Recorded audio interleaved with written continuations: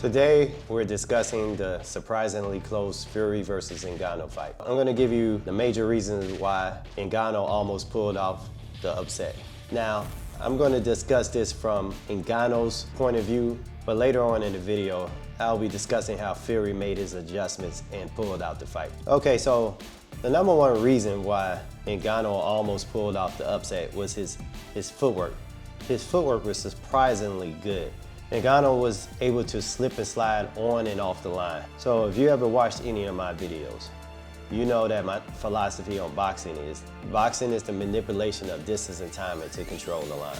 So what do I mean by controlling the line? If you're on a line, you're close enough to punch. If you're on a line, you should be punching.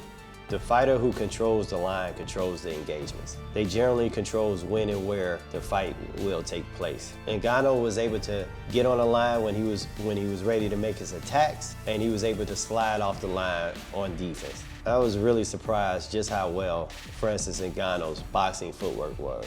I really thought that Fury was going to dominate this fight because I didn't believe that Ngannou had the footwork to compete against Fury.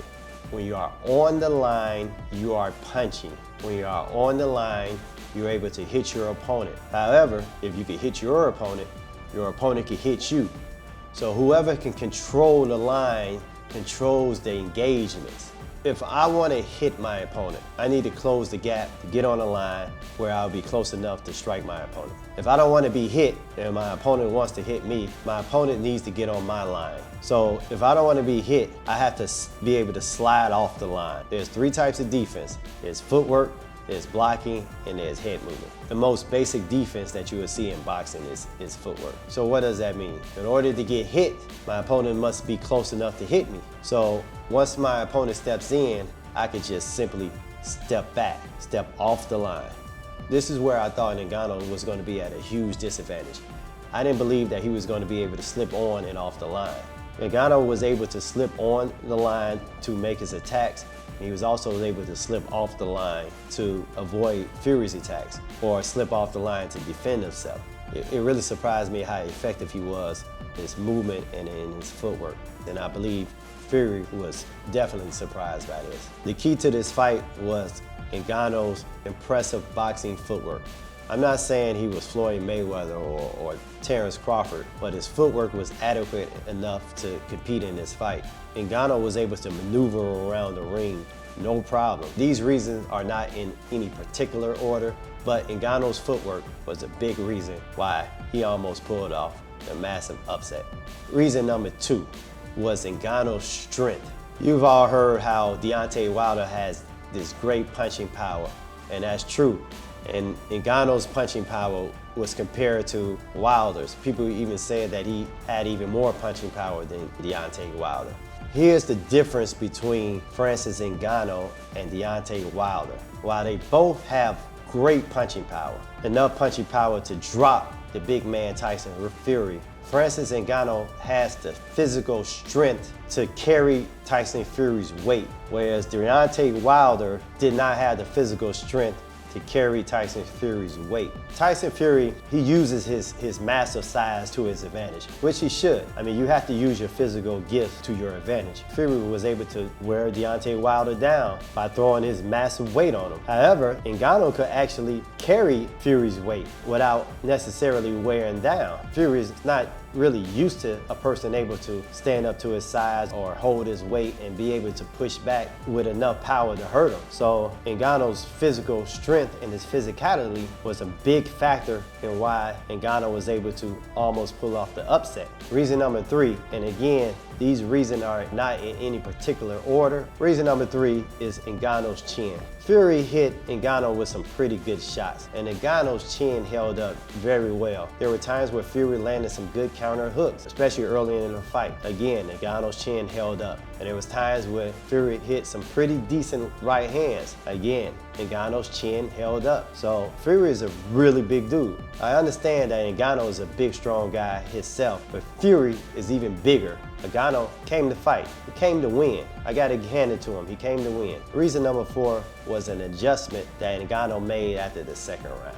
And this adjustment led to him dropping Fury. So what was this adjustment? The first two rounds, Ngannou went on an attack. Ngannou was aggressive. While Ngannou attacked, Fury was able to effectively counterpunch, especially with his left and his left hook. His left hook caught Ngannou's coming in a few times. After the second round, Ngannou made an adjustment. Instead of going on the attack, Ngannou started to counterpunch. He started to have a little bit more patience and waited for Fury to attack. He started to throw counters at Fury. This was very effective. Fury came in to attack Ngannou, and Ngannou caught him with that counter left hook, and this dropped Tyson Fury. For the rest of the fight, Ngannou was more of a counterpuncher. He was more of a patient counterpuncher.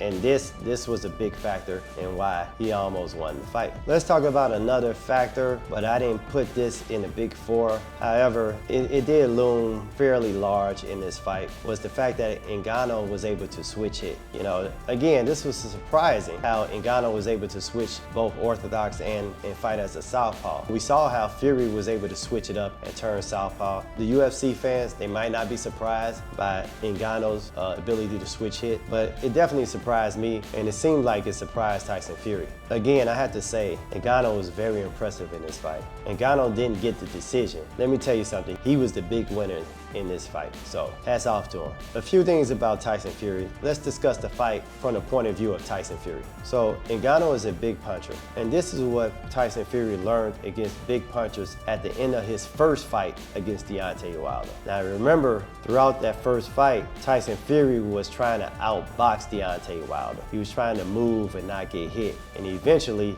he got caught and was dropped by Deontay Wilder. But when he got up, he took the fight to Deontay Wilder, and from there on out, against big punchers, Tyson Fury tries to bully the bully. He tries to bully the big puncher because he has the size to do this. He has the size advantage of any fighter. Here's the problem in this fight. Ngannou's strength was so much so that Tyson could not bully him. He could not bully Ngannou. When he was trying to fight Ngannou was catching him with shots. And his corner even told him, "What are you doing?" His corner told him he has to be patient. Don't try to outfight Ngannou. After he was dropped, Fury made his adjustment. He decided to fight behind his jab, which is the smart thing to do. He was able to outpoint Ngannou by fighting behind his jab. He didn't try to outfight or try to bully Ngannou because Ngannou was actually countering him, and Ngannou was able to land good shots. This earned Fury's respect, and Fury just realized that he's just not gonna go in and take out Ngannou. Ngannou was too big and too strong. So instead of trying to outfight him, he decided to outbox him. This was a good strategy. It's boxing. You win however you need to win. Sometimes you can't outfight an opponent, sometimes you can't knock your opponent out. But if you can outbox your opponent, you outbox your opponent. That's how Mayweather became the richest boxer in history, so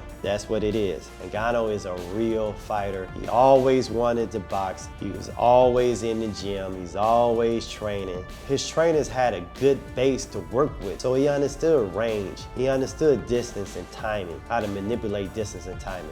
As big as he is, he's a really good athlete. He's very agile. He has quick feet. He has quick hands. And Francis Ngannou is a damn good athlete. I would like to see him with Deontay Wilder. I would like to see him against Anthony Joshua. I would like to see him against Usyk.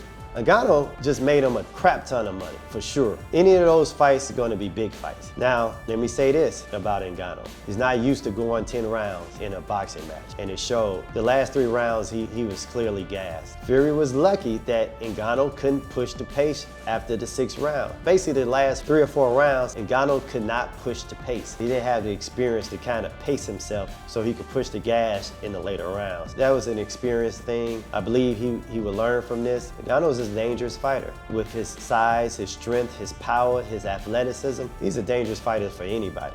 Tyson Fury probably overlooked Ngannou. He probably thought it was easy work. He underestimated Ngannou. I don't know just how well Fury trained for this fight. That's always a question with Fury. At first, I favored Fury over Usyk. Right now, I'm not so sure. Quite frankly, I'm favoring Usyk over Fury right now. You know, because Usyk is going to push the pace. If Usyk is smart, he's going to train his ass off. He wants to be undisputed, and he's going to push that pace. He's going to train his ass off, push that pace, and probably outbox Fury. So hopefully we'll see that fight. Thank you for joining us here on Zachary Carter TV. Please like and subscribe. It really helps us, and we're out.